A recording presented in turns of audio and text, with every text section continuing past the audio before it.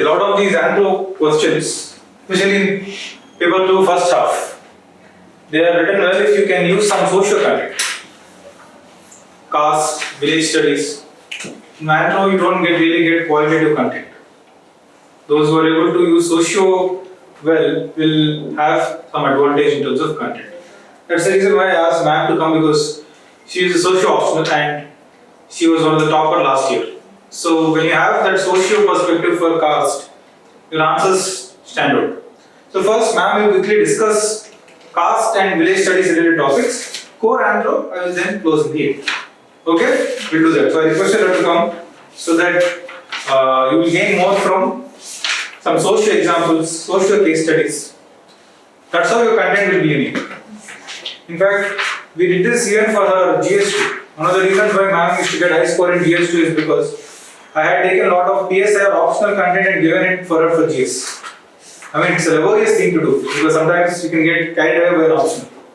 But if you can handle it well, your answers will, how many will read PSI or optional to write GS2 paper? Everybody will read the same material. But if you can do that extra work and be careful, because when you get into another optional, you will get washed away. But if you can carefully judge and take selectively unique examples, then your answers will be different. So in this case, if you caste issues, caste violence, or things like issues of scheduled castes, all of them are very key issues in socio. In anthro we struggle for content. But in socio, the whole of the paper 2 is about this. Big part of the paper 2 is about caste system. So, first ma'am will quickly discuss things like OBC and caste related topics, and then we will discuss core anthro topics, right? Even religious minorities content is good in socio than anthro. Anthro's USP is tribes part. So, socio people have to learn about tribes from anthro. That's how it works, right? We'll keep it short. We'll finish by, like last time, we took 1.5 hours, right? I don't believe in 3-hour discussions because you're all not here for classroom discussion. So we'll quickly go through questions, identify value addition, and broadly discuss the issue and move forward, like last time. So is that okay? Or do you want a lengthy discussion? No, so short. The structure. The structure broadly, because you're all familiar with the content. So there's no point in wasting your time for 3 hours. Let's see the number of socio questions first. 1C, do you have question 1? Okay. First, in question 1, the third one, westernization. Westernization, broadly, what is expected is, first it was given by Evan Srinivas, the definition. It's the changes in Indian society because of 150 years of British rule. And then he differentiates westernization with modernization. How westernization is a value-loaded concept while modernization is a value-neutral concept. Like, whatever is western need not be modern. That's the whole idea. Then he gives different aspects of Indian society which got westernized, like polity, our entire government system, bureaucracy, education system. So here, some candidates, what we did in social was, we used to make a table. Before British, what were the kind of Indian social structure? Like for example,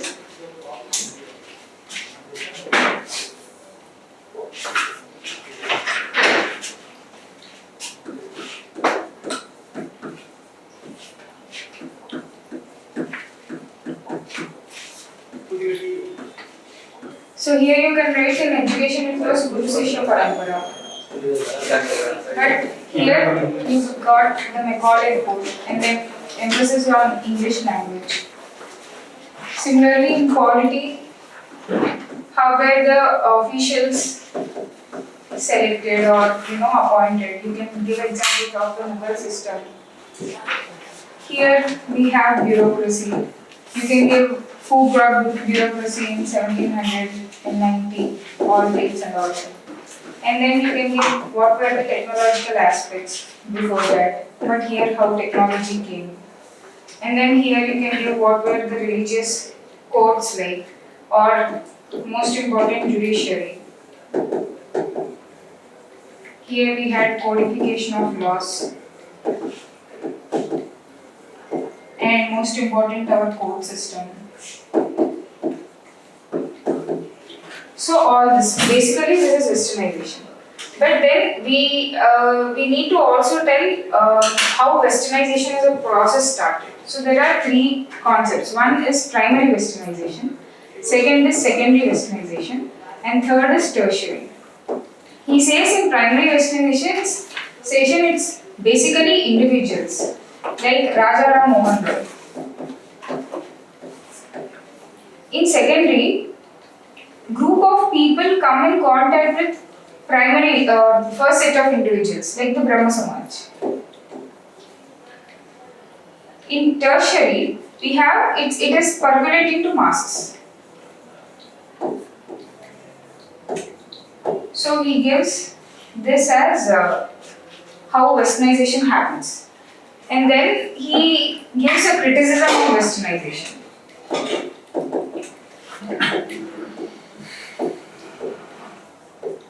And then you can also give what Yogendra Singh tells about westernization. And you can also link this westernization with parochialization of Milton Singer. So this is how we write in social. Any doubts here? Yoga Singh called it adaptive. Yeah, exactly. That comes under criticism. This comes first.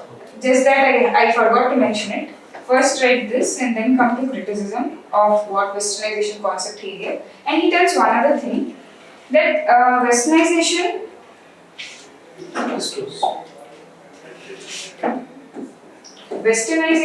and modernization happened simultaneously. In fact, he says that because we had process of Sanskritization, lower castes are trying to emulate what upper castes are doing. So what upper caste did in order to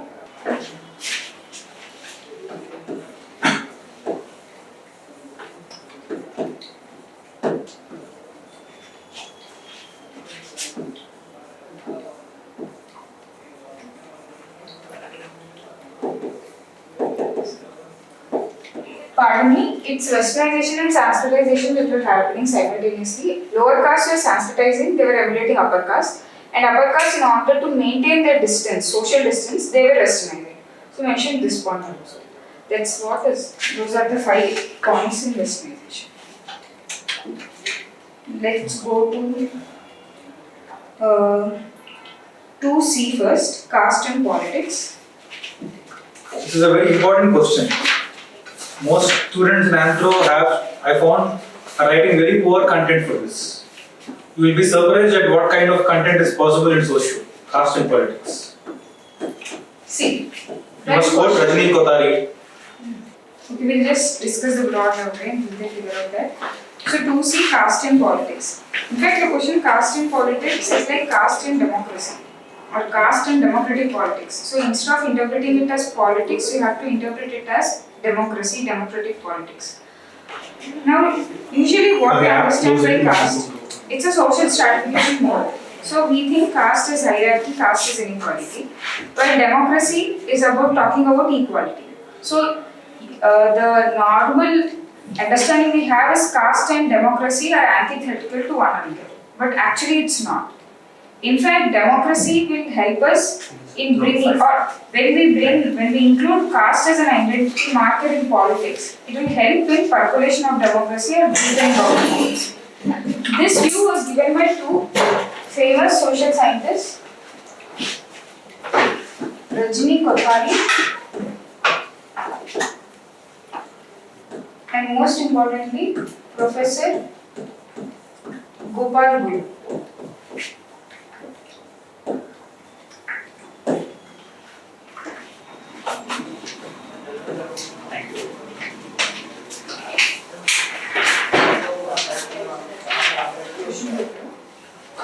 Have you read the same page which no, after the questions are.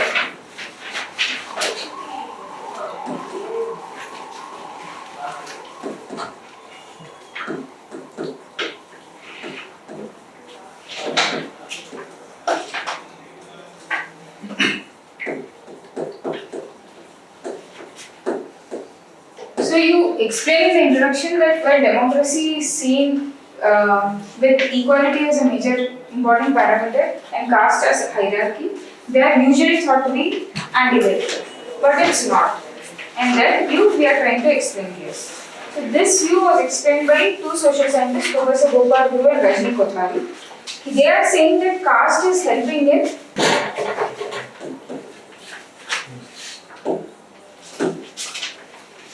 can you go into this or not?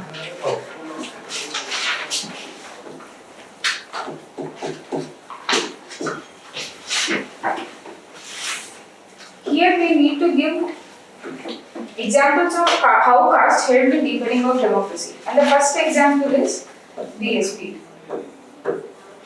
Here first we'll take what Dr. B.R. Ambedkar felt, why he thinks constitution as instrument and politics as action will bring in equality, because it is basically leading to power going to lower castes, power to SCs, minorities and lower class was his basic assumption.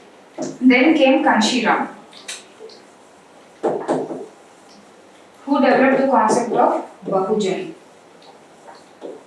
And in UP for the first time, we had leaders from scheduled caste. And how did this alter the entire political space? Kanshiram and Maya.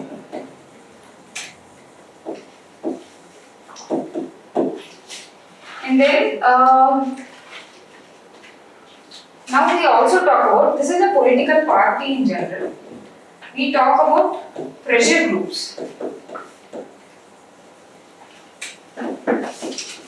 What do pressure groups do? What kind of atmosphere they build? For this, we quote Dalit Panthers.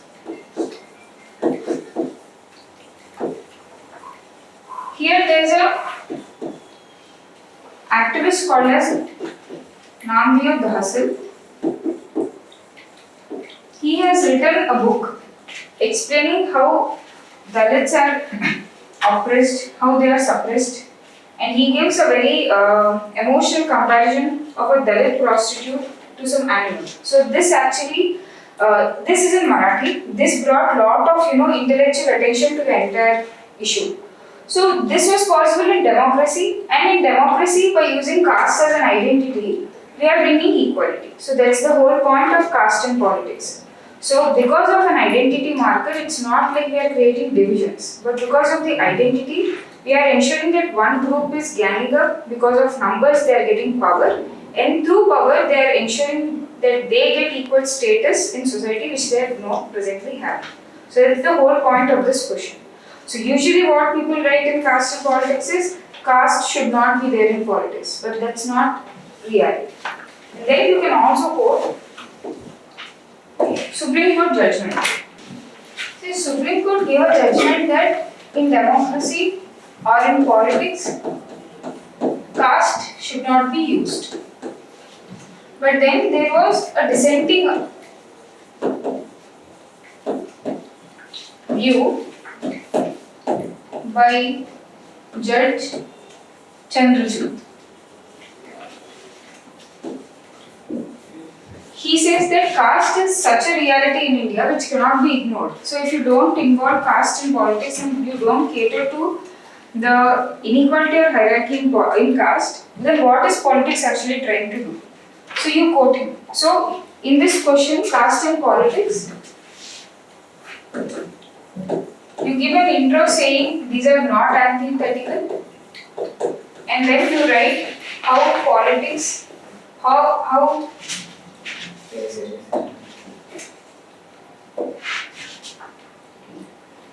casteization of politics leads to equality, and then you write how caste and politics are harmful, the usual GS stuff. And then you conclude by saying it need not be so. We need to have some framework or something, some conclusion where there should be limits, but caste in politics is actually good. That's how sociology sees caste and politics. Coming to 2A, we'll come to that later, we'll go to 3B.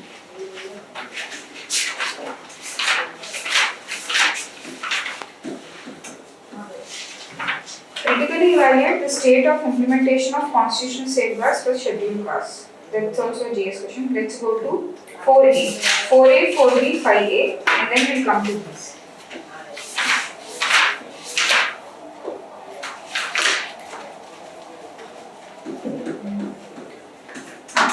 What do you understand by caste mobility? That's the first part. Discuss the role of sensitization with emphasis on present relevance. Okay. In the introduction, caste mobility. See, usually first caste was studied by British anthropologists and British administrators. What did they give? They gave a model of caste as non-flexible social institution. Like there is no change. But this caste mobility was given by first M.N. Srinivas in his study. We all know that. And through the concept of sensitization. So caste mobility is trying to say that there is what? There is a change in hierarchy or ranking above caste in the Varna system. So you have to first explain that caste is not actually a rigid social institution in the intro. Okay? And now coming to body. What we know of caste mobility is what usually aspirants write. First we write sensitization. Here you write MNS, the study, and you write why it is, you define it. There is a particular definition. Emulation of, there are 4 things that lower caste emulate from the upper caste. So those words, exact verbatim has to be produced. Oh, this section. Custom.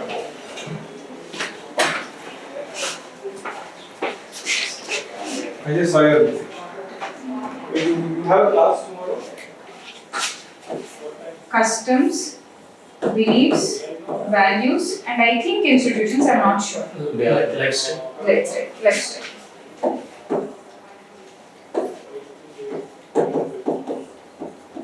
So these words have to be produced, and he says in the end, by lower castes in general and in particular, lower castes are emulating upper castes. Who are these? He gives the word Dvija. So that word Dvija is also very important. You define that, then you can draw this diagram in case of sensitization. Usually in Varna model, castes are arranged like this.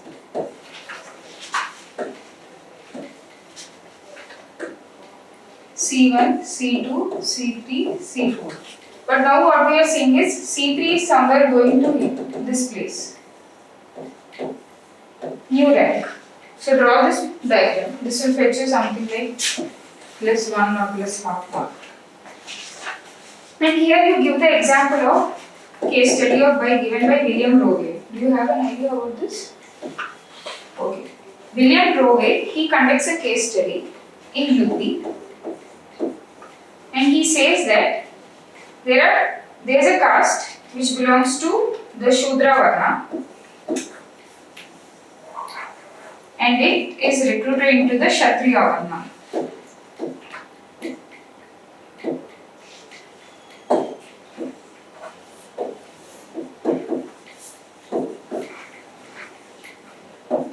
Rajput, Chauhan, caste. So one caste from Shudra Varna is recruited or it ranks up into Rajput Chauhan caste of Kshatriya Varna. So these people were having certain what others believe to be impurities, not to be prejudiced. So they they eat rats, they do some impure works, but then they are recruited. So you can give this case study. So this is the first part. We know sensitization as caste mobility. There are also other ways in which caste mobility happens.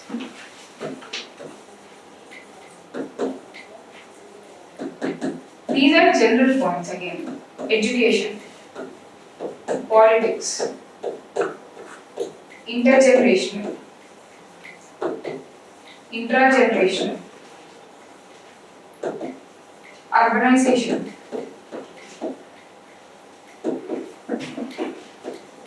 you have to give these examples also.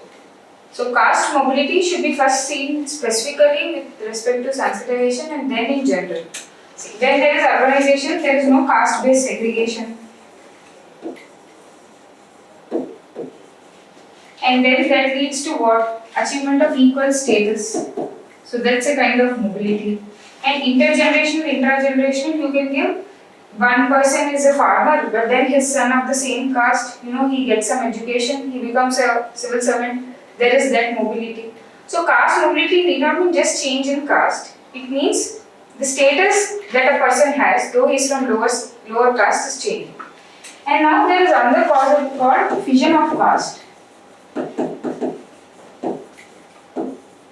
It's like in the entire caste, there can be some families who have done exceedingly well, they have become very rich. So these people's status will increase. But caste as a whole has same status. So then what will happen? There will be fission. Now these people, though they are belonging to the same caste, see themselves higher and there will be endogamy between them. For example, Rajus of Anantapur and Rajus of Godavari. They are both Rajus. But Godavari people, they are very rich. They think themselves of one caste.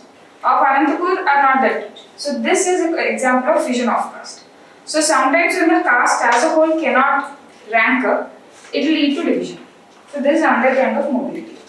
Now we have seen only upward, there are cases of downward mobility also. So whenever you see the term mobility, there are many aspects you can write. Upward, downward, intergenerational, intragenerational, personal, family or social group as a whole. So play with these words. And downward mobility, you can give caste, any caste example which you know. That's again GS content or not. Any doubts or can we move to the next question? I have notes on these topics. I will be sharing them tonight, for you to have better understanding of case studies and examples. Now let's go to 4B.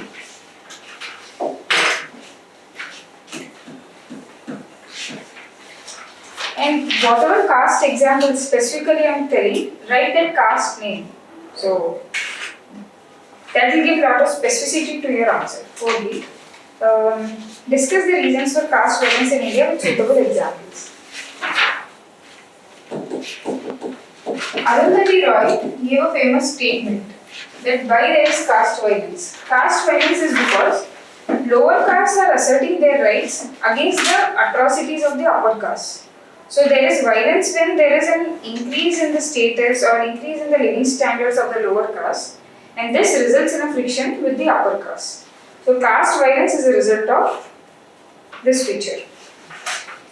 Discuss the reasons for caste violence in India with suitable examples. So now he is asking reasons. Most famous example is in UP, where we have something called Ranveer Sena, Diamond Sena. Here, any kind of assertion by lower caste, mostly farm laborers, when they assert to give them more labor revenue, more revenue because of the labor, and usually these people indulge. There is a kind of violence that espouse, or there is some kind of burning of their houses. So there are many cases. Here you can quote NCRB data. There is some figure. Last 5 years, this many caste violence incidents have taken place. And then, usually inter-caste marriages. In one of the Telugu state itself, recently we had a death of husband because of an inter-caste marriage between a girl. So you can quote that. Honor killings. Here the role of Khar Panchayat.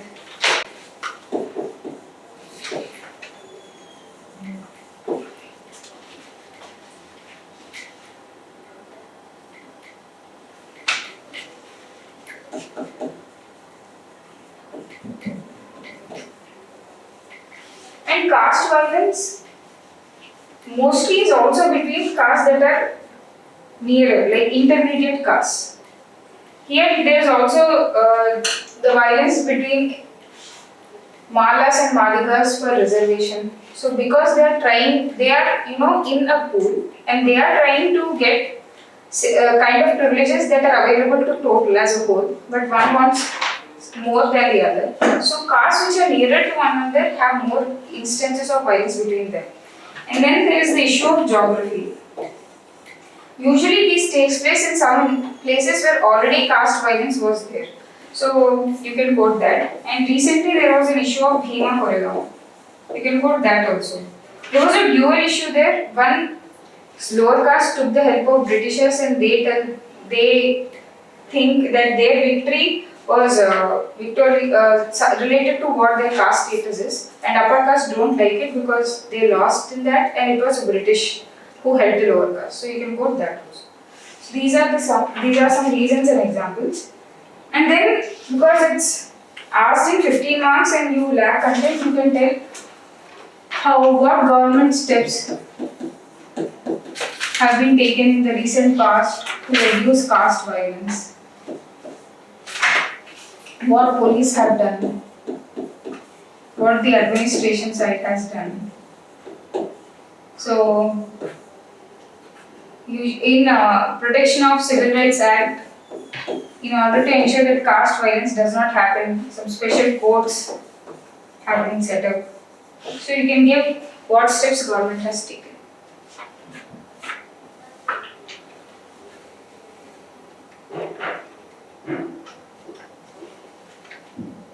Let's go to fifth question, 5A.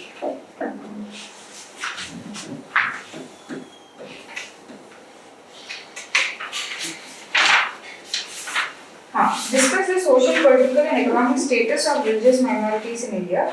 Suggest measures to improve their well-being. First, it's very important to define the term minorities. Anthony Giddens defined minorities as something. See, we are not coining some group as minority because of their number. We are coining because of some certain characteristics. First, their socio-cultural status is relatively backward in comparison to other groups. And what do they feel? Inherently, they feel that they have been left out in the process of development because of their distinct culture. After defining minority, you will tell where in constitution is the word minority given, if given, and what does it mean, and why have we given. So, term minority is not actually defined, but 6 groups have been identified, and basically we have recognized them to ensure constitutional safeguards to these groups. So you will explain what is minority and what is the reason for India signifying some groups or labeling some groups as minorities. And then we will come to the social, political, economic status of religious minorities. Usually one mistake that aspirants do is they think the question is asking only about Muslims because they have many issues, but all religious minorities have issues. So though significantly the answer will cover issues of Muslims, you have to write what issues Jains, Parsis, Buddhists, Christians have. Now let's see Muslims. So here there are 2 reports, directly you will quote them. Sachar Committee report and Rangaram Mishra Committee report. Here Sachar Committee makes some comparisons. Education, in higher education, how many Muslims are there? Something like 1% or 2%. In army, how many people are enrolled? What is the level of poverty? What is the level of informal employment? How many politicians do we have from Muslim community? So quote these reports and then give this content. This will be done for them. Here he gives a very important reason that the relative backwardness of Muslims is because of lack of emphasis of the government on Urdu education. So, if primary education in Urdu is neglected, then obviously lower number of people will turn up for higher education. That's the reason for relative backwardness. So he stresses this point, and he recommends that they should be given reservation in elections. That's what his recommendations. Recommendations right in the end. And now coming to others. Here also there is this issue that Muslims face. They terrorism,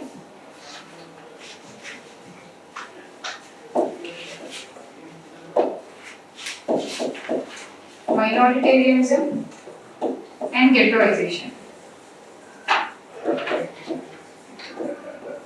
So most terrorist attacks, because they are linked to, in India, it's people feel that it's people from it's Islamic terrorism mostly. So they are usually labeled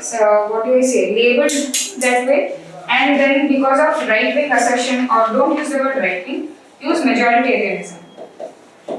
So because India being a 80% Hindu country, whatever changes in religious field is brought, it's seen as an attempt by minorities to change their culture or religion. So what they do, it results in minoritarianism. It means minorities decide. Only minorities have the right to think or to bring changes in their religion. What is this doing? So minorities are also patriarchal. They are not allowing changes that are pro-women, or they are not allowing changes in religion to be a secular thing because they are scared. In the end, whatever they think is Islam will not be Islam. So these two, majoritarianism and minoritarianism, are making religious change or secular change in religion very, very negligible. And lastly, ghettoization. Wherever you see, for example, you can give Charminar as a case study, or in UP many slums.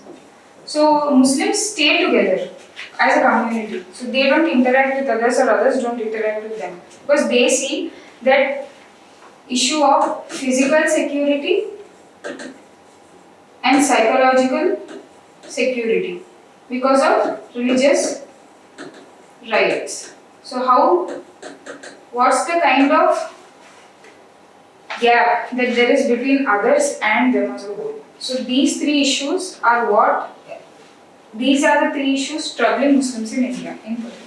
So you can draw this diagram and then explain the three terms. Are we okay till here? Can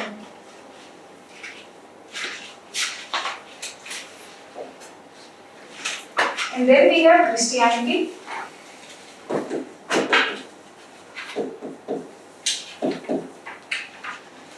Here, when writing every community, write what is the share of population. It's 13% here. 14. Okay, 13 or 14.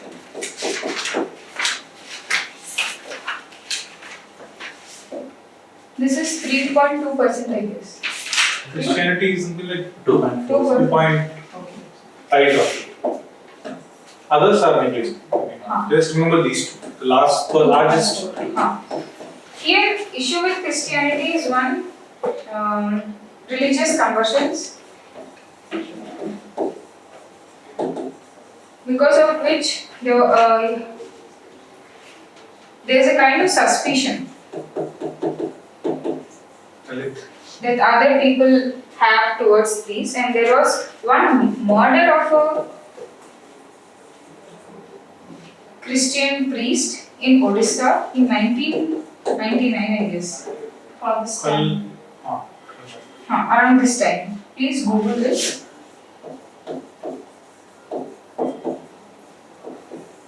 You also had some riots in Kannada. Kannada, yes.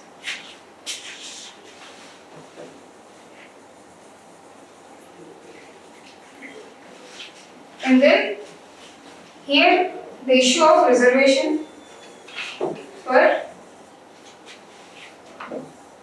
Dalit Christians. Because Dalit Christians are what? They're not SC, they're BCC. OBC. So that's a big issue. So that's an issue. These are the two major issues. And then we know other communities. See, here the religious fundamentalism, sex ratio,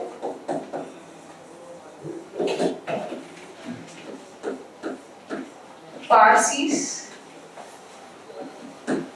inbreeding. So they are called as an urban tribe by two sociologists. I'll give you their name by tonight.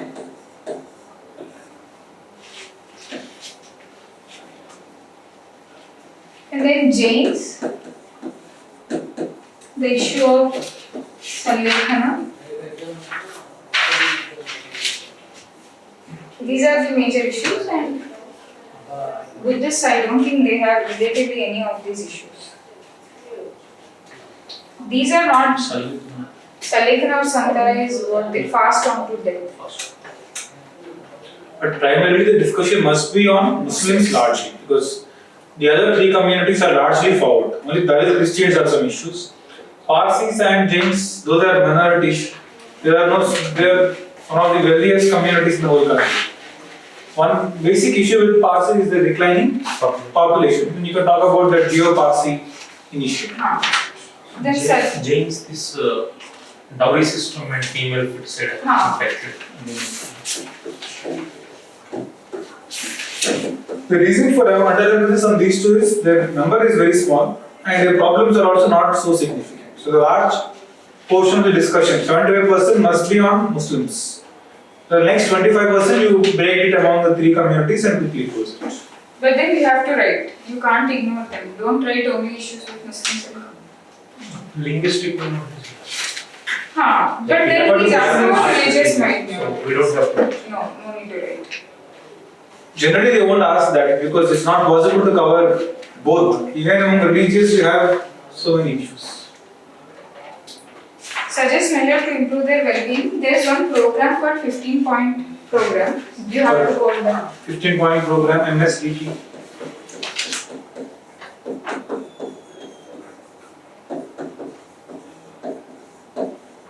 And Nai Udan, Nai Roshni.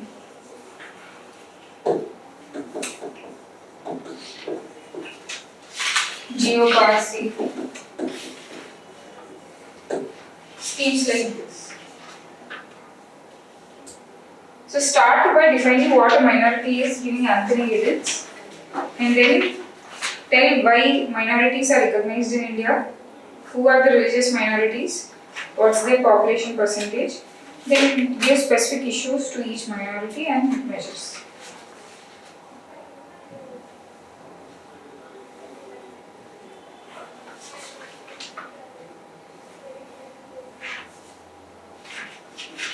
Let's come to 2A.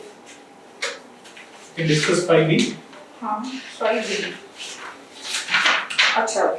Let's study.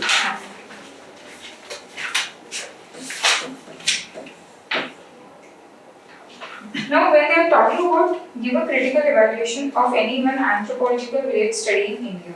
First, you have to understand in India, focus was not on ethnography, it was like how sociology looked at it was from ideological perspective. So, ethnographic studies were revolution in themselves. So, they are giving field view. So, that's the word that usually. Not book view, but field view.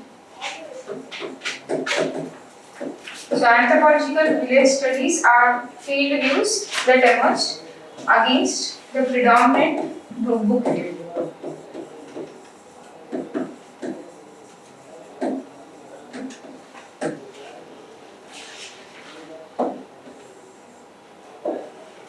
We can take any one anthropological village study. I will take anthropology. most popular. This is one question I found everybody generally has difficulty in anthropology. Because village studies, many are poor. You read some outdated content and you try to reproduce whatever. I think Bharat will answer was Charles yes. Metcalf, little bit complex. All of that is not relevant to the question. Your answer is about significance of village studies. But here you ask, what is the question's focus here? Critical evaluation. Take any one village study and analyze it. So what you wrote is content for significance of village study or the evolution of village studies in India, isn't it? Here you must take any one village study and describe it. But the tragedy is that in anthropology nobody studies even a single village study properly, isn't it? Can you think of any popular village study? Merit is involved. Okay, merit. What do you know about it?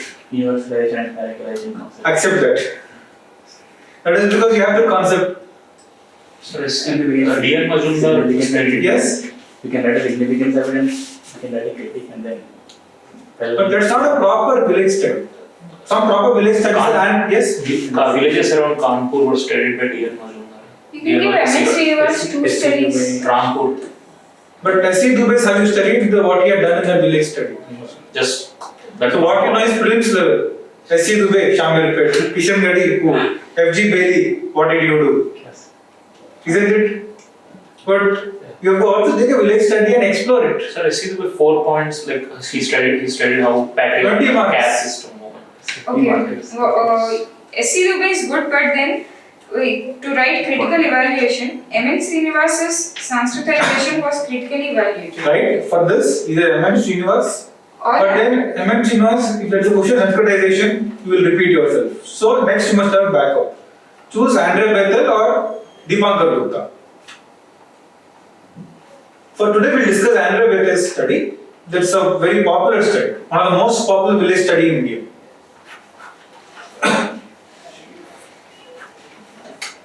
I think Andre Bethel was asked one year recently.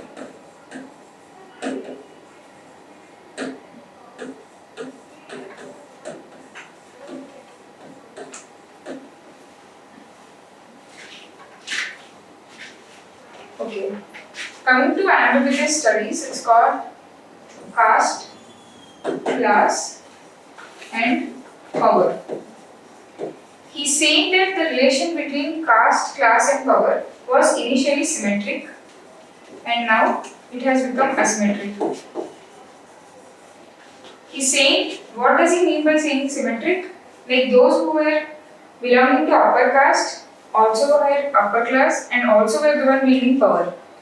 But now that need not be the case.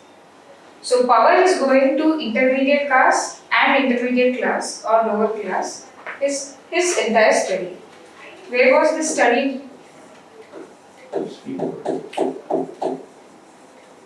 Done in a village called Sripuram. Now, so we analyze this. First is caste and power, and the other is class and power.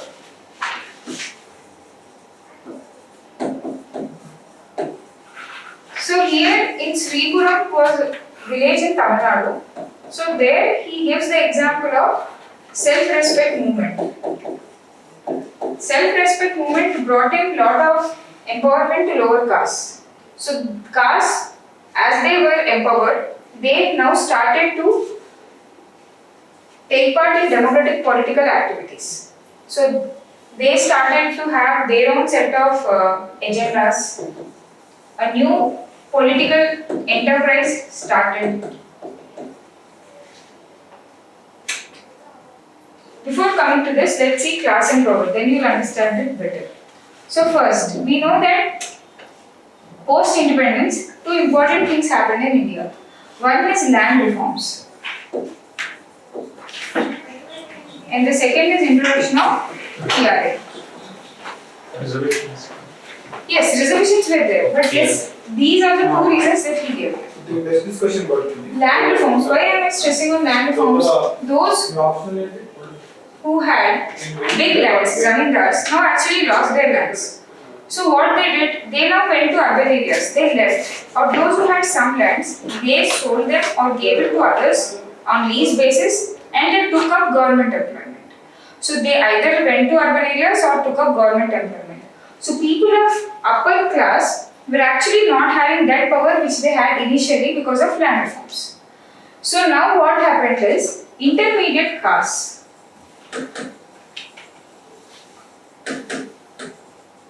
and class, they benefited as a result of land reforms.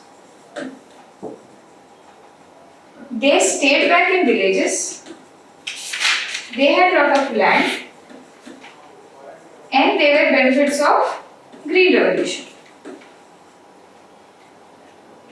So this is how they got power. And now when PRA came,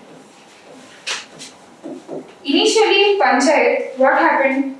People from upper caste became the Panch and the members. But now because PRA was there, they had to fight elections. And this became something called as new political enterprise. It's like an upper caste person should go to a lower caste person and an intermediate caste person to ask them to vote for him, which they felt was not something of their stature. So they started to give up, and people from intermediate caste started to rise to take part in politics. And now we had parties. What do parties do? They fund. So it's not important whether you have funds or not. You will get funds from outside. And now with parties, what happened was, whoever is elected in Panchayat has connections with MLAs. And these MLAs have connections with party bosses in urban areas. So how the network of what people had in the network of people in intermediate caste or class actually started to really broaden out now. So these are the two major changes that happened. So you have to first start your answer with this. Land reforms, how that led to declining power of upper class, and PRA, how that led to declining power of the upper caste. This MLA and party basis is dominated by upper caste. Usually this was Punch is intermediate caste. Usually no. All Party bosses can be your right. It can be dominated by any person. But we are just talking about this. yeah. Now, when you are elected to Panchayat, you are related or you have network with MLA. And you only mentioned that reservations were there. So MLAs are also from lower caste. Party bosses also can be from lower caste. So in a way, the entire lower caste and class got benefited. So that's how the entire thing brought a change in class and power and caste and power. And also in caste and power, self-respect movement in Tamil Nadu, Periyar, self-respect marriages, it in turn created a fervor of empowerment, of change. This gave a lot of psychological backing. So first change, land reforms, then PRA and the self-respect movement, and this brought a lot of change in who were owning land, who were wealthy, and who were being elected as politicians. But the criticism, see, in any village study, first criticism can be Yogendra Singh's criticism. He is saying village studies are what? They are a specific study, they cannot be generalized.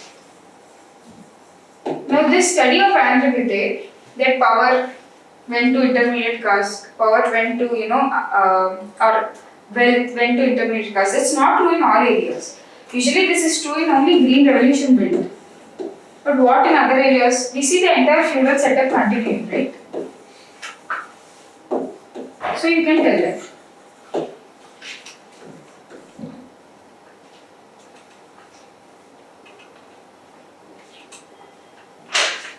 And second issue with this kind of Andrew with the studies, he's using a Weberian framework. That's right. Three-dimensional view. This is not this is not indigenous to India, this framework. We are borrowing a Western concept to explain Indian social reality. So it need not be actually true or applicable. Third issue is just very outdated. It's done in the 60s.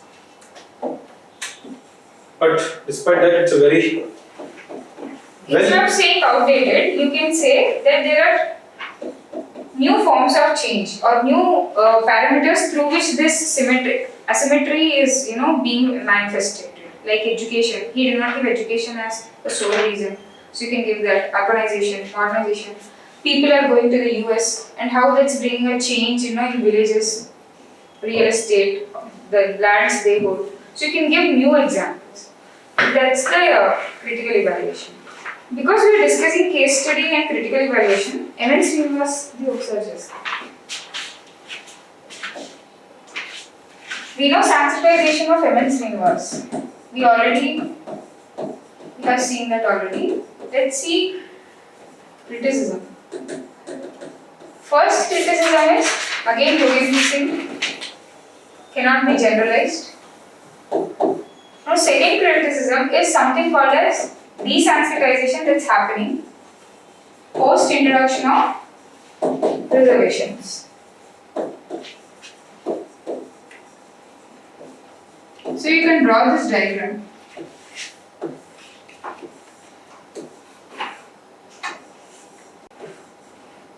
Everyone is telling that they belong to the lower caste or lower class because they want to reap the benefits of reservation. So they are showing themselves as backward. We can give many examples of this. And then there is one feminist called Uma Chakravarti. She says that in his theory of sensitization, essentially when there is change in beliefs and practices of the lower caste because of regulation of upper caste values, there is Pada system started to also be observed in lower caste. So this was anti to women empowerment. So sensitization is essentially a patriarchal phenomenon, which is not a very positive feature. So you can write that. And sensitization in a way is a value loaded concept. Lower caste emulating upper caste. So you can quote some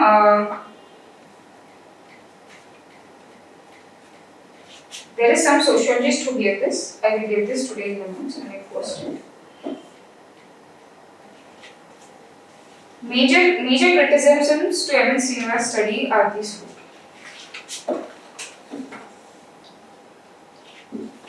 I think most of caste is just 1D and 3B.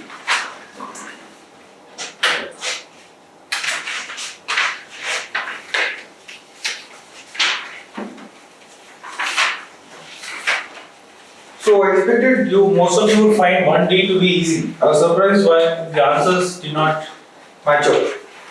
What do you write for OBC? It's a very straightforward question, isn't it? Look at your answers. Mandal politics. Nobody wrote about Mandal. How can you write about OBC without writing Mandal? I wrote one word. You wrote one word. But you should talk about what's the issue, right? Yes. Suresh, did you write about Mandal issue? No, sir. Did you write about Indira Sawani judgment? How can you talk about OBC without mentioning any of this? That's the heart of OBC issue. Mandal politics and Indira Sawani. So, you should talk about first OBC. Who are they? First talk about that Varna scheme and they belong largely to the Shudra section. Why are they backward? What's the source of their backwardness? What is the source? They were not untouchables. In the sense that they were not totally prohibited from owning assets or they were not mistreated. But their backwardness comes from the fact that they were the bottom of caste system. Hence, did not have access to educational and higher employment or higher paying jobs. That's their social backwardness. And they constitute a big bulk of the population. As per Mandal report, 52% partially. Then you can talk about when Article 340 and how this demand for reservation was built in the constitution. And the rise of OBCs began in the 1980s.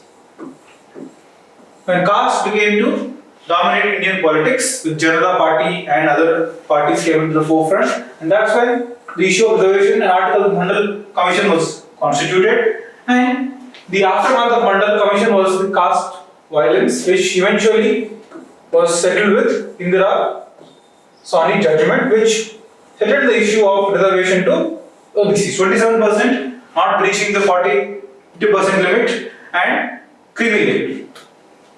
This is how OBC is different from SC reservation. SC reservation there is no creamy layer concept, but in OBC we have creamy layer. Some states have gone further and have gone for OBC subcategorization also. This is the issue essentially. Why all that nonsense? Article 15, 14, 16, 19, all that. Isn't it? It's as simple as this. What is the position of the caste system? Why backward? Article 340, in the rise of Mandal Commission and Mandal politics, Mandal and Mandir movement, and Indira Sawhney and subcategorization. And that's it. Going forward, what reforms do you want for OBC issues? Recently, you can add current affairs, NCBC, National Commission for Backward Classes, which was recently passed. That's it. If you have 50 marker, then you can add more dimensions. How? More dimensions. This is of 10 marker framework. In 15 marker, you can add one more detail. Some of the dominant castes are actually belonging to Shudra. For example, in AP Telangana, Namma Reddy also belong to technically Shudra section of society. But are they BCs? No. So some dominant castes traditionally belong to the OBC section. That's other issue. And the impact of Green Revolution on OBCs. In fact, one section which dominated, which benefited the most from Green Revolution is the so-called backward classes. That's it. And the rise of BC politics. Samajwadi Party, RJD. All of them represent this party. In Tamil Nadu, DMK, AIDMK. That they represent the rise of BC politics in Indian democracy. That's it. So think logically. The point is that most of you are reading poor materials and you're only thinking on that material to the extent that you're killing your own logic. If you had not read any of that material, you would have actually thought like this. This is natural. Reading all those stupid materials is making you think unnatural. That's one problem I have with the most paper 2 students. Those stupid materials like Akshay J and all of that, they have been dumped from old materials. They are guidebooks basically, they're not textbooks. They have made that book from previous materials and recycled it in a Q&A format. There is no innovation there, there is no new content there. So one area where it hits hard is paper 2. In paper 1, somehow it works. In paper 2, those stupid books do not discuss things logically. They are so lazy that they are not willing to explore the logical basis of a concept before publishing it. That's the problem. They are just recycling from different guidebooks and very eager to publish and make some money. That's why they have some atrocious content for topics like this. Even caste mobility, I was surprised. That's the same answer I've been hearing from 6-7 years. Caste mobility, warfare, and then downward upward mobility. Nobody is discussing about sensitization. This is the whole crux of caste mobility. Because all of you are reading that one source and you are following the structure that has been given there. So, that's the unfortunate part. Actually, I was expecting the caste mobility. I was hoping that maybe there will be some change, but both of you had very similar answer. This is a standard template. I wrote something different. I'll look into it. You can maybe show it to me. So again, in present events, I like some AIMSHA study in the AIMSHA study, concentration release. Very good. That's a very good study. So when you take at least that extra effort to sound a little logical, you get good marks in answer. Because everybody is reading unnatural materials and writing illogical answers. Okay? So caste mobility question. Starting I define caste and its caste. Are they asal unnecessary? Why do you want to define Starting all this? Start sharing caste mobility to MNC. Yes, there is so much right about this. Where is the need for this?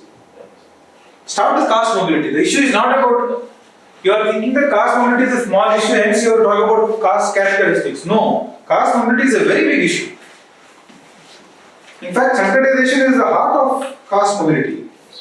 This is fine, Srinivas you can write, but in present relevance, we must talk about the impact of reservation.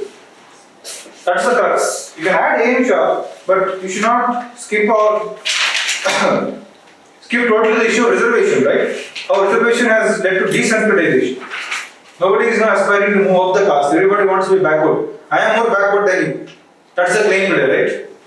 If Jats want reservation, if Patel want reservation, if Kapus want reservation, what is the reason? Because today there is competition to be backward. Nobody wants to move up in the caste system. Right? Next, on caste there is 3B. This is a very typical answer. Implementation of the constitutional safeguards for scheduled castes. First, you should start with, what do you start with? First, who are SCs? Again same, whenever you have a question, give a brief background. These are people who are outside the Chaturvarna framework, the outcasts.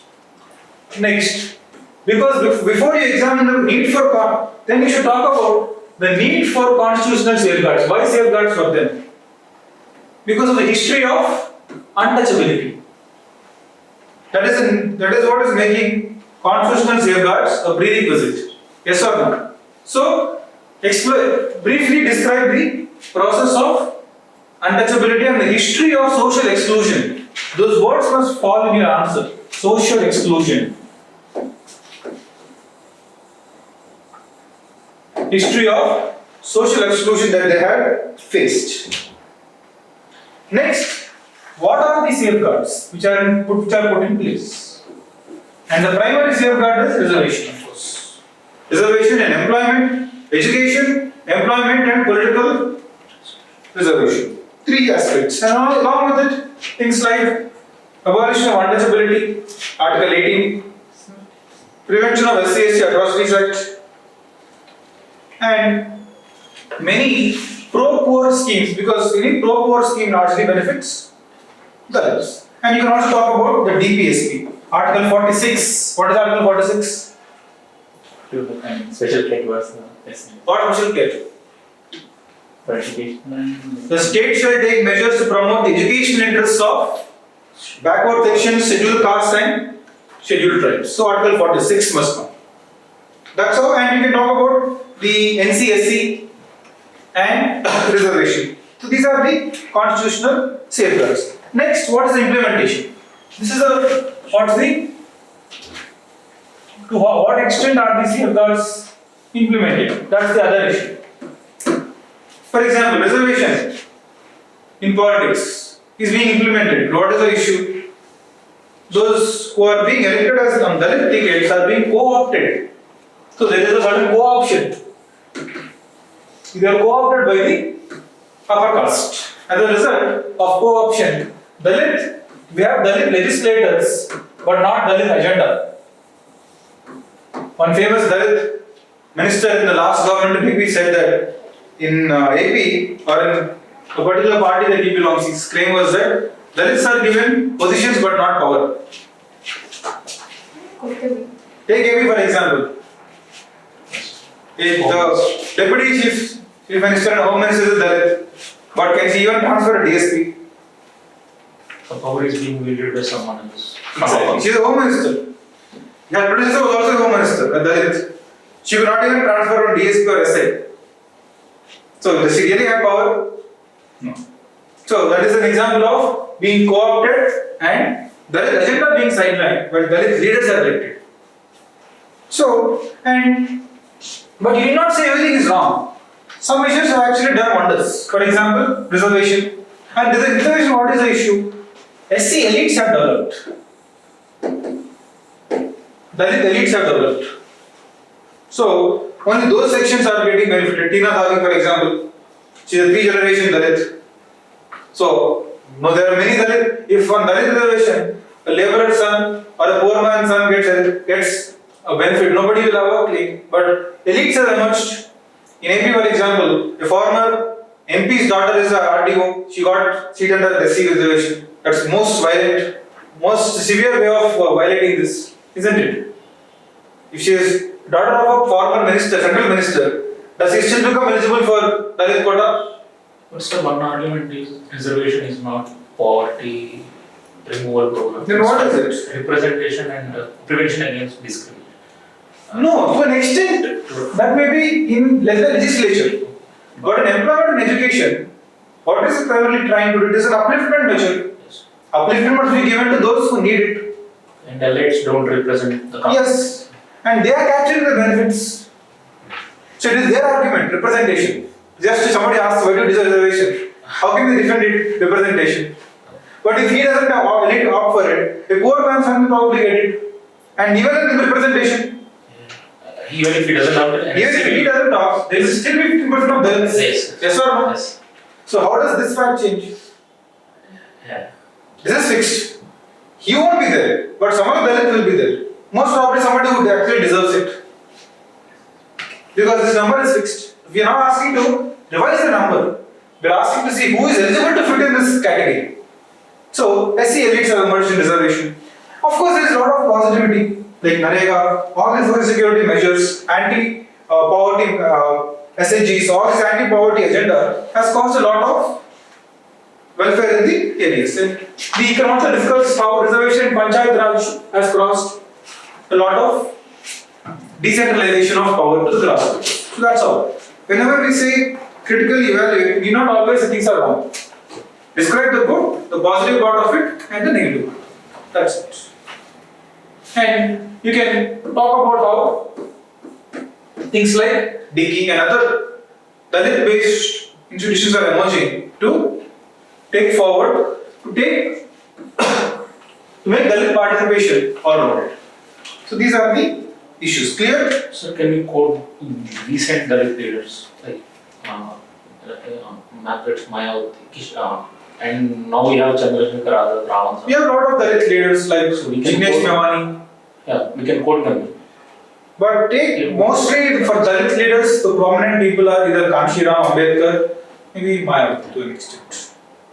Like 1990, limit them to past. Unless the recent people have done something.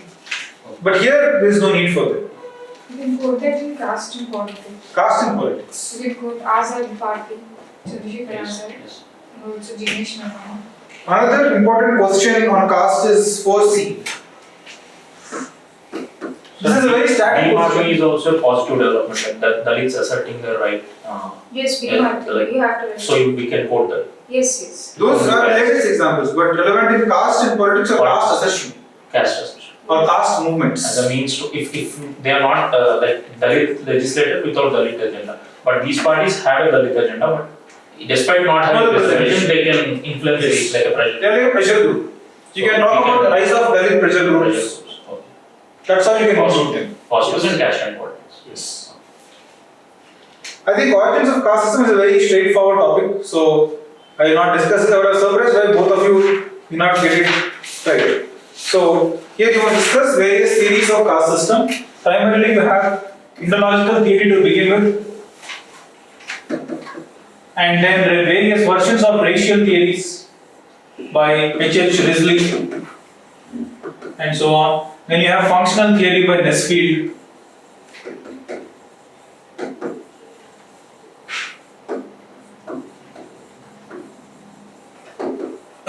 You have P.F. Slater's theory, and so on. You have religious theory, you have political theory, you have mana theory, you get some 9 theories. And finally you say that the caste is not an outcome of any single factor but actually an outcome of multiple factors. But to that you can also add that latest genetic studies, what they have shown, latest genetic studies have shown that caste indeed has a racial basis. So most likely, many factors could have played a role, but race could have been a very important part of the caste's history. Because for people to be divided clearly into superior, inferior would not have been possible unless there are visible physical markers to divide people into superior and inferior. And what is the easily identifiable physical marker? Skin color. And it is not surprising to see that upper caste generally have fair skin, Dalits or lower caste generally are dark skin. So there must have been a racial basis, and genetic studies which have been recently done also prove this point that there is indeed a racial basis to caste. So you can say race must be given a primary role in understanding the origins of caste along with other factors. Clear? So 3C, 4C is done. Let us finish this big questions first and quickly we'll go through 10 markers, right? 4C is done. Next 5C. This is again a very straightforward question. This is from chapter 4 in paper 2. So you can divide the whole story into broadly you have these 4 phases, right? Formative phase,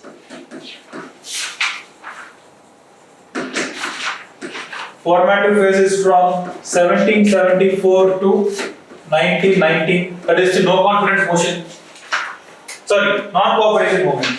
Then you have constructive phase,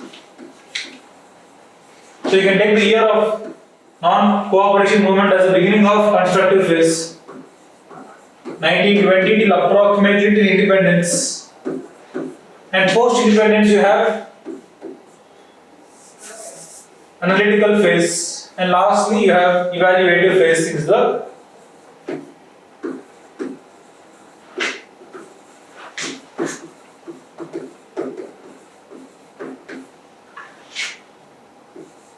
and for this evaluative phase that you have since 1991 to present. That's it. And in each part you can discuss what's going on, the major developments in each part you can discuss. That's the essence, right? So this I won't go into detail because it's very straightforward. You find a material that will, this is one of the best materials I suggest for this topic. Indian Anthropology, I shared this PDF in my course group. Indian Anthropology or History of Anthropology in India by Dr. Abhi Ghosh. So this PDF is widely available. If you don't have, let me know and share on the group. This has the history of Indian anthropology's growth, and also it has several Indian anthropologists like Roy, Airavati Karve. So it is by Dr. Abhi Ghosh on history of anthropology in India.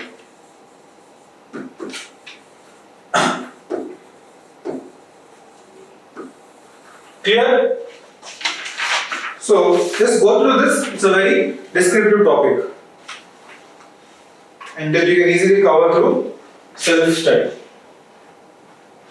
Next 3C, 3A. First we'll discuss 3A and then 3C. Impact of Islam on Indian society. Very straightforward. Just lengthy answer, but very straightforward. How do you discuss this? You start with broad basic history of Islam in India. When did it emerge? Then you discuss briefly the Islamic faith or the principles. And then you talk about the social impact, how that created a new section of Indians called Muslims. Until then India was divided on caste lines, but now we also had a new religious divide. And it also led to entry of many outsiders in India, many Turkish, Iran, Persian and Afghan elements joined the Indian racial stock. And also Islam itself went through divisions. Though Islam was a egalitarian faith, it went through division when it came to India because it adopted caste. Because caste, every religion gets casteized when it comes to India. Though Islam was initially egalitarian, it began to develop caste hierarchy. And then you discuss the religious impact of Islam in India. Here you must use the word syncretism. A syncretic culture developed due to the contact of Islam and Hinduism. Sufism is an issue, Bhakti movement is an issue. Nobody wrote Sufi and Bhakti.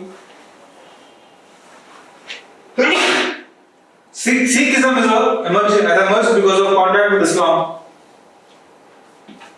And new ideas. All these new ideas, because Islam brought in the ideas of monotheistic religions into India. Until then, India was used to polytheistic belief system. Monotheistic, the concept of no idolatry, the concept of devotion, prayer, and no ritualistic stand.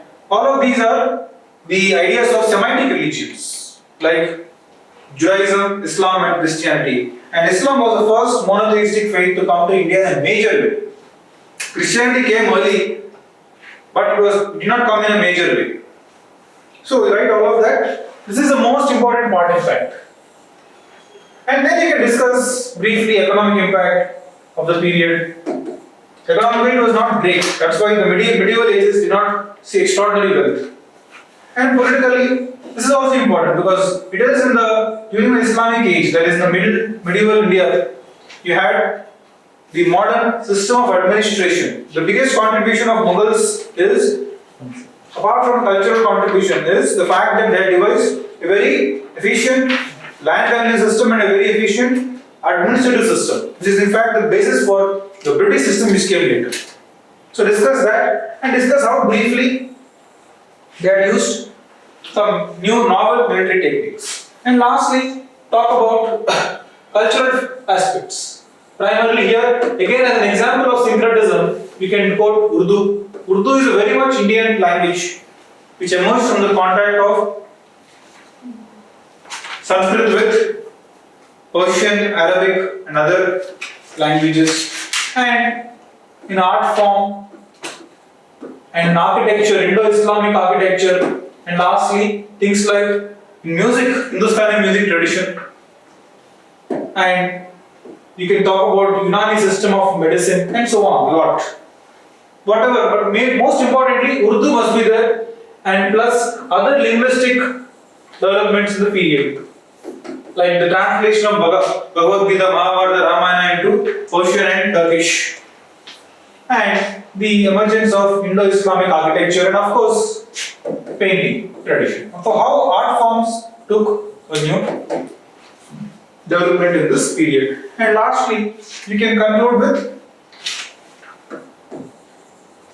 how present way we have a new problem that India is facing in the form of communalism as a result of contact or as a result of the political usage of religious divides which exist in the country. Clear?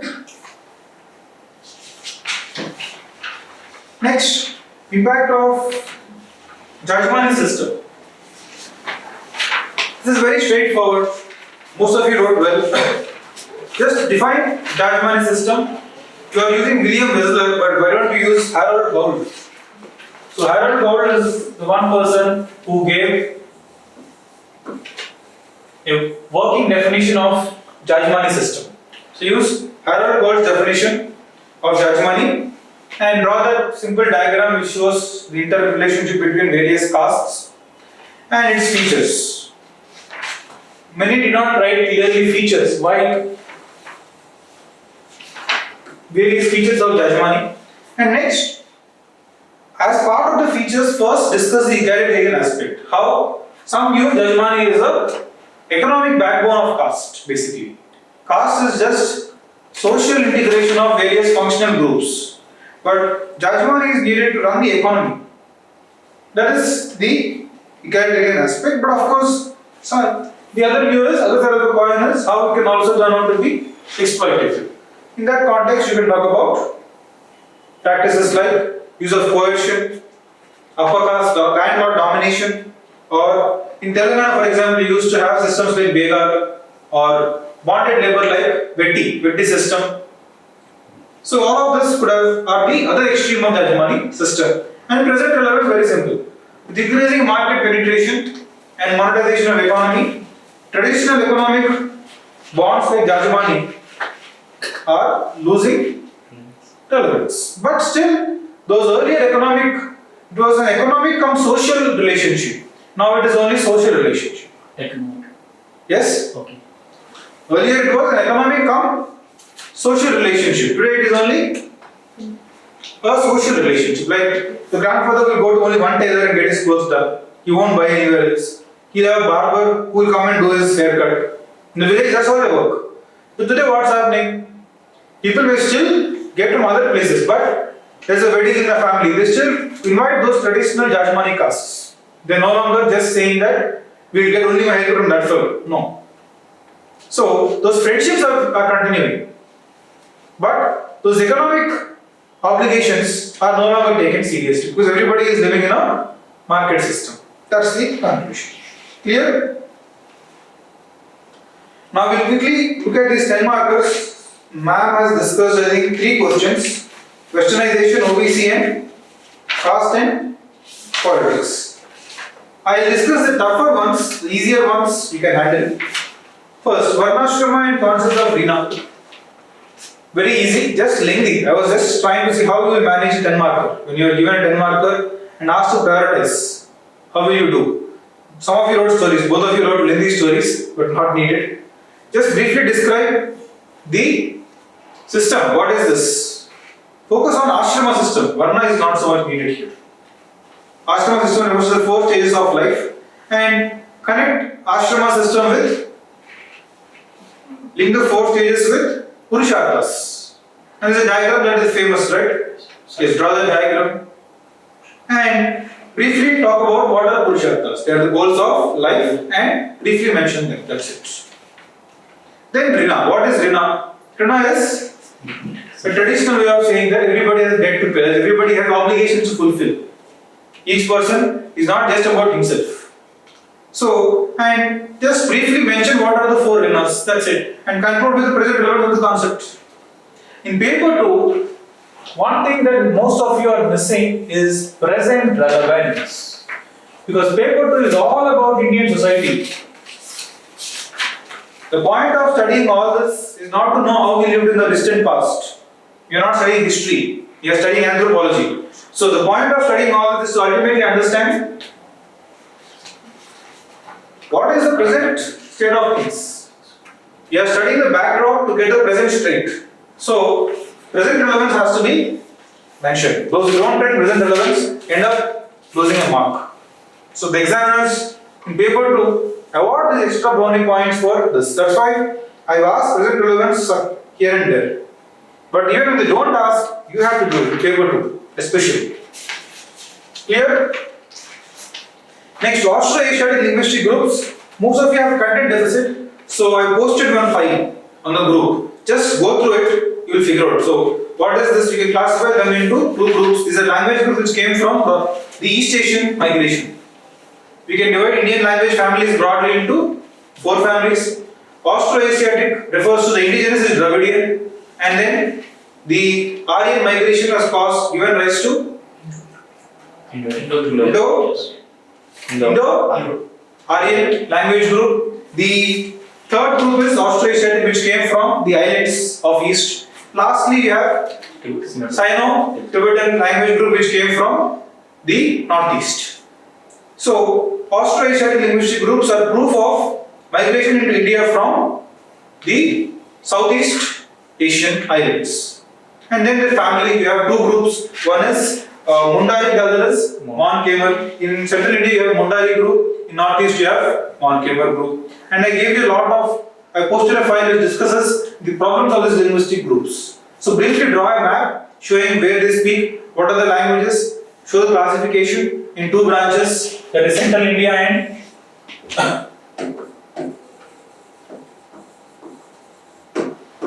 and each of this can again be subdivided. This is again subdivided into Western group, Northern group, Southern group, and so on. And a brief discussion of the problems of this linguistic family. Because most of them are tribal languages, they are facing extinction. You don't have many regional languages that belong to this category. Right? 1C, 1D have been discussed. Next we go to Elvin. Now Elvin is a very important anthropologist. You cannot miss him. And Elvin is not just about your answer. It is not just about punchy. So whenever Elvin comes, all that comes to your mind is isolation debate. So Elvin did a lot of good work. In fact, Elvin is an example of postmodernism in anthropology in India. Most students don't think of it that way. He is an example of postmodern anthropology. That is, he went to the field and he became an activist for tribal rights. That's what postmodernism is all about, right? What is it? Don't study them for your benefit. But postmodernism, that is anthropologist, must become an activist discipline. So Elvin is an example of postmodern thinking in anthropology. And he did it before postmodernism became a discipline. And you can talk about various works he did. He did his work among the Gonds, his work among Baigas, and then he went to the northeast to Arunachal. And his approach to studying Gotuls. Why do you know much about youth dormitories? Because of Elvin's works on Gonds. So his approach was to take a particular tribal society and highlight their culture through one unique institution. In case of Gonds, he focused on the youth dormitories. In case of Baigas, his focus was on the shifting cultivation. And then, in the end, you can talk about, after this ethnography divide an anthropologist in his contributions into ethnography,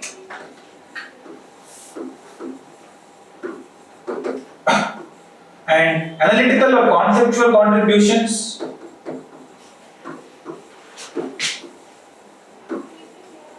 and also divide it into, lastly, did they make any administrative contributions? In the case of Elvin, there is no second contribution because Elvin did not become an academic.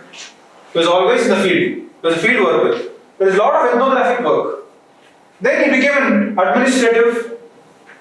He made administrative contributions by becoming the Prime Minister's advisor on tribal affairs. And then we can talk about NEFA, Panchsheel, and isolationist debate. Finally, how he said we must go to integration. Clear? So this is how you must write it. It's not only about isolation debate. Clear? Don't reduce element to that. Similarly, let us discuss 2D, Airavati Karve. Again, Airavati Karve, most of you don't know the content. She was asked, I think in 2020 exam. So Karve, you will find the content in the document. I'll give you framework. First, what is the significance? She is a woman anthropologist. And where did she work? Which university? Deccan College, Pune. And her contributions are primarily across 3 disciplines. Across socio-cultural, physical, as well as archaeological. And she also worked with B.M. Mishra, who was also part of the same university. So, her biggest contribution, however, is in socio-cultural anthropology, where she studied kinship extensively, and one of the most important concepts she gave is kinship map of India. I'm surprised why this was not part of our kinship syllabus, because this is a very big issue in sociology kinship syllabus. She divided India into 3 zones of northern kinship system, central kinship system, and southern kinship system. And she explains why in South India there is more practice of cross-person marriage, whereas in North there is no such practice. We don't discuss this in Anglo because it is not part of syllabus technically. But this is the biggest omission in Anglo syllabus. In social kinship topic, this is a very, very important topic. Airavati Karve's study of India's kinship. So, her biggest contribution to anthropology is her studies of kinship. And then discuss physical and archaeological contributions, and lastly, if there is any criticism, briefly. Generally, for Indian anthropologists, there is not much criticism. Why? You want to say? Criticism exists only for those who have path-breaking ideas. Most of them do not have much in terms of path-breaking. So, what is the criticism? Isn't it? Most of the studies are the hobbies of Western studies. For Airavati Karve, most of her criticism can be channeled against her, against her major concept, that is kinship map of India. It is so popular that even Amartya Sen had used this concept in his study of poverty in India, to study why there is poverty in north more than south. To understand the cultural basis of that, Amartya Sen had relied on Airavati Karve's study.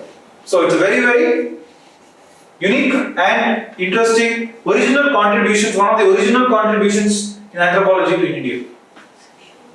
Yes? Yes, she also studied about, but it's not part of anthro technically, it's more like social. So, this is the primary issue, along with her studies in physical and occasional archaeology. So, you can say that one woman, second, she did not restrict herself to one area. She had expertise in all the 3. That's how you can study Airavati Kavai. Next, 1E is again very easy. Traditions of Indian civilization. What is these traditions? Great traditions and little traditions. That's all. No magic here. Just write that concept, draw that diagram where you link great tradition, little tradition with universalization and parochialization. And talk about what is great tradition, what is the meaning of great tradition, what is the meaning of little tradition. Just read. What is the meaning of great, what is the meaning of little, and the criticism of that. Where they said, people like S.C. Dubey have said that, how can you say it is just 2 traditions? Why not? Yes, 6. And how do you exactly say this is great, this is little? So, and what exactly is great? There is no clarity. And according to him, great is present in urban areas and in upper elite. But do they really practice great? That's the question. Or is great some kind of a myth? That exists only on paper but never in practice. These are the issues, right? Next, Jainism in society. Very similar framework to what we talked about Islam. Most of the ideas of Jainism will be from Buddhism. And in present relevance for Jainism, your answer was very good. So you can look at her answer. She wrote a very good answer for Jainism and Indian society. So in the present relevance, you can talk about things like Gandhi's fasting in politics, for example. Where does that come from? Jainism. So most of it will be Buddhist content, but just take whatever Jaina examples we have from history and include that here in the same framework. Faith, brief history, description of the faith, and then social, religious, economic, and political impact. You can conclude with the present status of Jain population in India. Lastly, Panchayat Raj, this is a question that requires some analysis, so we'll discuss this. Panchayat Raj as a facilitator of social inclusion in rural society. First, is this a polity paper or anthropology paper? Anthropology. Where are you getting polity answers? So what is that? Did I ask you about 73rd, 74th Amendment and what articles empower Panchayat Raj? No. That is called writing what you know, not writing what the question wants to know. Social inclusion. So the focus should be on the social impact of Panchayat Raj, not about the Lakshminant answer on Panchayat Raj. So what I saw is your prowess in polity, not your prowess in anthropology. So talk about how do you analyze this. Just whenever you have this rural society, break it into things like how did it impact caste, how did it impact women, how did it impact agriculture. Simple framework. This is village society, isn't it? What is village society? Caste system. As an extension, you can talk about Jajmani.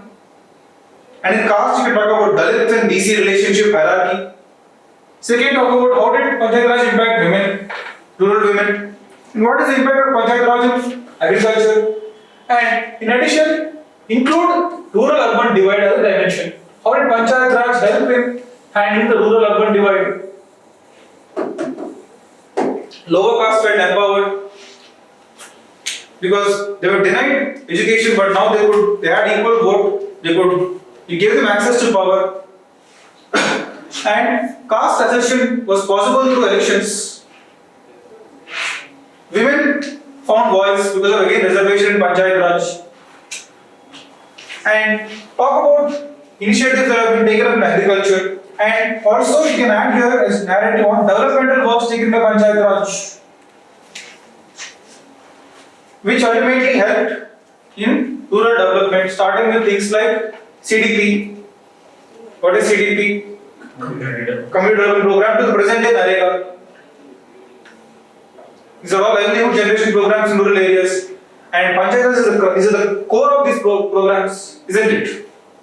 Because for the efficient working of these programs, we need social audit, and social audit is based on Gram Sabha.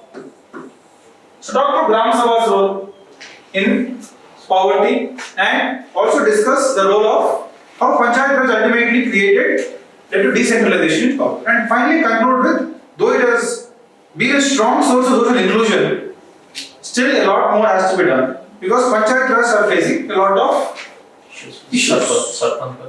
Sir, the facilitator and a question, we should say 80% of the answer should be focused on Yes. how it is positively Yes. benefiting, and then Last 15% you write for issues. How can you make it more powerful, more transformative? And some, if you are innovative, you could have given the example of Gram Sachivalayam or in AP as a new experiment in Panchayat Raj. So this is how you write it. Yes? I wrote it for 20 marks. I thought 2-1 is generally 20 marks in the exam, actual exam, so I missed it. But I clearly said 10 into 5. Yes, but I thought it was real exam, so 2-1 is generally 50 marks. 20 markers. But you have 5 questions, how can it be 20 marker? In Tondalo, that's But don't make the mistakes in real exam. It's now okay if you make it. real exam, 2-1 is generally 20 markers. So I thought, Okay, but you can, when you see 5, yes. it should be obvious, right? Yes. Right. Fine. Any questions on this? sir, legibility is decent. That's an issue I discussed. There is improvement, but we have to work still and make it better. Because I told you last time I didn't comment on this time. I didn't want to make the same comment again. That's why I didn't focus on legibility. I ignored it for now because I already told you about it. But it can be still improved. Vertical spacing analysis. This is good, this kind of spacing. Spacing is better now. But still legibility can be improved. Spacing is fine. Legibility you can improve. Right? Alright. We'll call it off then. Write 12 for the next test. And we'll meet again on Friday. Next test discussion will be on Friday. Right? Next Friday. We will probably have it in the first half of the day. I'll inform you the timing the day in advance. Right. Thank you, sir. Thank you.